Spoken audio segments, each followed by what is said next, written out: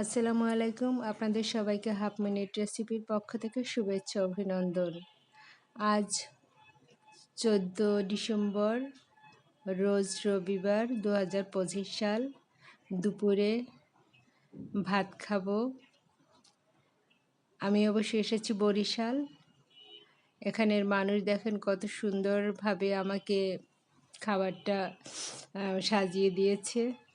আমার তো ভীষণ ভালো লেগেছে। সাথে আছে টুনা মাছ আর মিম সুন্দর করে লাউ শাক দিয়ে একটা ভাজি করে খেতে ভীষণ মজা।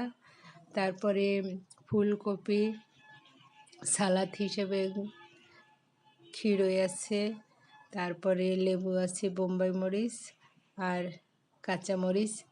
রান্নাটা এত সুস্বাদু এবং স্বাস্থ্যসম্মত, আমার কাছে ভীষণ ভালো লেগেছে।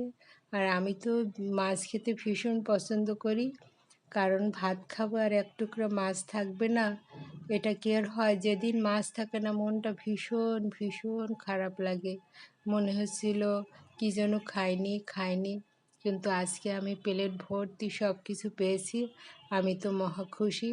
কিন্তু মিম অনেক কষ্ট করে এই সবজিগুলো কুটে বাছে নিজে সব কিছু করে রান্নাবান্না করে। ওর অনেক ধৈর্য।